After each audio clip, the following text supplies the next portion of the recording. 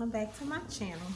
So today I wanted to do a little story time about Avery's birth. So Avery's birth story, and I'm all comfy with my little blanket, and I have on my shirt that says "Very Black, Very Proud, Black History Month," or Black History 365 around here. But okay, so Ava's birthday is February 21st, so that's what made me think to do her little birth story.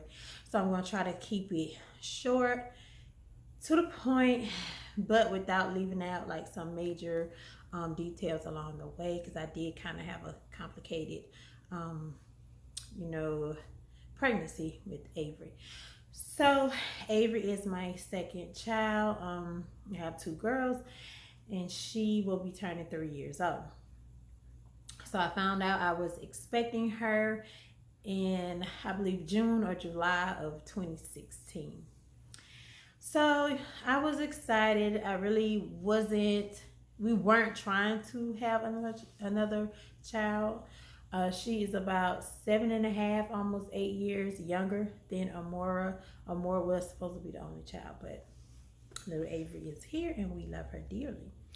So found out I was expecting, set up my doctor's appointment, and I believe I was right about 6 weeks when I found out. So before I could make it to my first doctor's appointment to check in on Avery and do all that stuff, I had some hemorrhaging one evening. I think it was like a Friday, because I can remember working that day, but not having to work the next day. So it must have been like a Friday. So I went into the ER because I was concerned, and the doctor there, they checked her heartbeat. Well, of course I didn't know it was a girl at that time, but they checked the heartbeat of the baby, said everything sounded good, ran some tests on me, and then they got me into ultrasound to look, see what was going on in there. And after the ultrasound, I went back to the room there in the ER, and the doctor came in to talk to me, and he told me that it looks like I was having a miscarriage, which was why I saw the clotting and the hemorrhaging. So I should just go home, wait it out, and the baby will pass on, its own.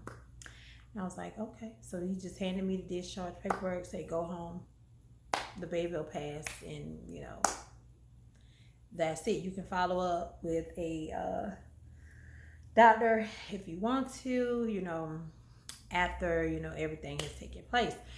So I went home. I was kind of sad, and I was like, okay, I have this appointment scheduled for that very next week. It's going to be my appointment. I debated on if I should go or not, because I was like, okay, if I had a miscarriage, by the time I make it to this appointment, everything will be done. So I just didn't know what to do. I've never been in that situation before.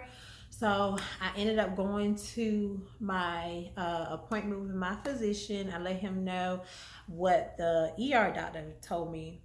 And from there, they did their own tests. I was still pregnant at that time, and this was like, I'm gonna say 3 to 5 days later, 3 to 5 days after I had my initial visit at the ER. So he ran some tests, got me an ultrasound, and somebody called me. They got me into ultrasound, and said the baby looked good. Heartbeat was strong. The baby was most definitely there, and I did not miscarry, and they didn't think that I would miscarry because everything was looking good. But they did find 2 hematomas. So I did have some hemorrhaging inside of my uterus, and also there was some scar tissue that was a concern. And then also I did have a condition where the placenta did not completely attach to the uterus. So there was a concern that because the placenta wasn't completely attached, that it would prevent the baby from growing properly. It would prevent the baby from getting the proper nutrients and blood flow from me, because it didn't completely attach. But they told me just not to worry, that it is pretty common. They see it often. I was told that the hematomas would dissolve on their own, and that they would just send me to like a high risk OB to check in with the baby weekly and make sure that she is growing like she should and that everything is fine. So I started going to this high risk OB, as well as going to my regular appointments with my other OB. So I would go weekly. I had ultrasounds every week, and after a few weeks went by, the hematomas did dissolve on their own. So that was a blessing. The placenta still did not attach completely to the uterus, but every week I went in to have my ultrasounds. Blood flow was good. Heartbeat of the baby was good. She was moving. She was kicking, doing everything that she should do. She was growing at a normal rate, so they weren't concerned. So after a few months, I no longer had to go to the high risk OB. I just had to continue to follow up with my regular doctor, doing the regular, pregnancy visits and stuff like that. So everything went good from there. So I was scheduled to, her original due date was March 3rd. But I was showing no signs of, dilation or anything like that. So when I went into my doctor in February, early February, I kind of asked him, what would be the plan? Like, what would we do? And he said, well, I'll follow you the next couple of weeks and see how you progress. If you make any progress, then, we'll determine if we need to induce you. So after a few weeks, I got down to like the third week of February, so it was almost at the end, and I still had not made any progress. I still didn't dilate or anything. So he went ahead and scheduled me to be induced on February the 25th. Right, she was born the 24th, because Avery was born on a Tuesday. And I think it was going to be that the 24th, that Thursday, I was supposed to be induced. But I woke up, I went to work on the 20th, and I was feeling okay. I was really tired that day. I do remember being very, very tired that day. And just feeling so worn out, but I didn't have any pains. Nothing was unusual. I was having back spasms during that time. Like the last few weeks of my pregnancy, I started having these really bad back spasms. I mean, to the point where I could not talk. Like when the pain would come on and it would like hold and radiate there for a little while, and I just could not speak. It like stopped me in my tracks.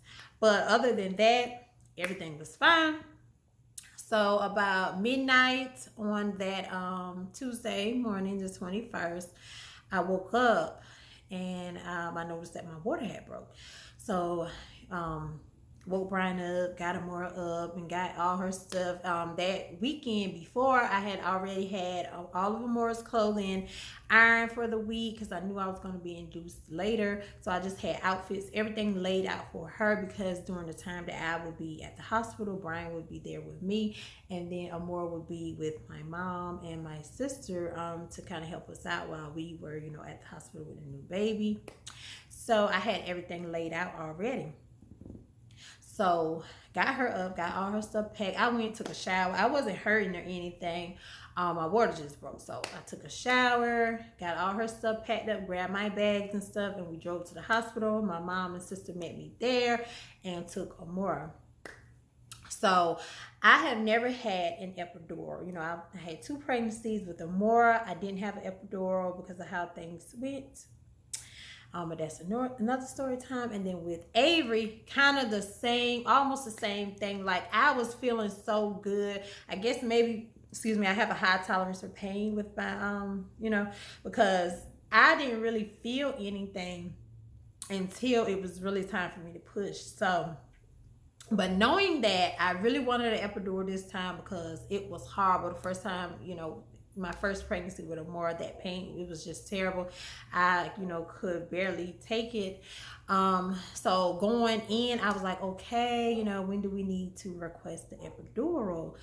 And they were like, well, you're dilated. I think maybe when I got there, I was like a 4 maybe when I got there. And like I said, I was not feeling anything. So, for a while, I just laid around in the bed, watched some TV. It was about 1:30, almost 2 when we arrived there. And I think I requested the epidural maybe around, I don't know, when my pain started coming. It had to be like 5 o'clock because I had Avery like 5:33. I had Avery, so I didn't really start feeling my pains till about 5. So I want to say maybe 3:30, 4-ish. I was like, okay. I started feeling some light pains, so I was like, can we go ahead and request the epidural? I really don't want to miss that window this time. And I was feeling okay. Had the light pains coming in. Told the nurse I felt like I had to go to the bathroom. She helped me up. We went to the bathroom. Once I got in there, I said, oh no, I need to push. She was like, what? I said, I feel like I have to push. She was like, oh, well, you got to get back in the bed. So she helped me get over to the bed, went, called all the other nurses, called for the doctor, and was like, y'all have to get in here. She's ready to push. She's ready to push. So they start setting up everything, and while they were setting up everything, I'm already pushing. I was like, these contractions are coming hard. And I was yelling the whole time. I was yelling and screaming, I can't do this again. I can't do this again. Oh no, I can't do it again. And they were like, what is she saying? Why is she saying that? And the other nurse that I had been talking to and being, checking in on me the whole time, she was like, because she didn't have the epidural the first time. And now she's going into the same thing again, missing that window to get her epidural. So that's why she's saying that. But it was really quick. Avery came right on out. But after having Avery, I had to get rushed to the OR because, like I said in the beginning, I did not have my placenta, did not completely attach to my uterus. Therefore, with most people, once the baby is out, then you kind of just, pull out the whole uterus and, you're good to go. I mean, not uterus, the whole placenta, and you're good to go. But since my placenta was not completely attached, somehow when the doctor tried to, pull that out, it kind of broke it, into pieces. So he wasn't able to grab it all out. And just for my safety, he wanted to make sure he was able to get everything out because, you can get infections if that's left inside. So I had to go to the ER. I got sedated in the ER. Yes, missed my epidural, had a whole baby, but went to the OR to have this little procedure done. And I got sedated. They knocked me all the way out, They had to put me under the anesthesia.